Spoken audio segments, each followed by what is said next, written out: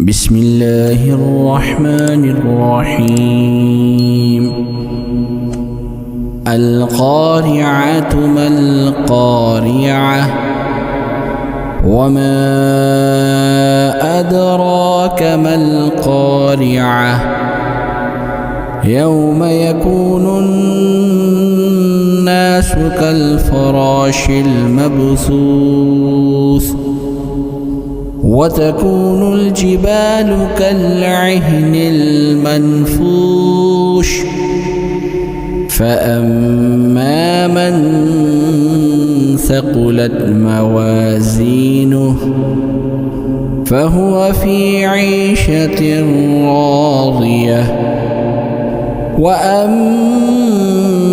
من خفت موازينه فأمه هاوية وما أدراك ما هي نار حامية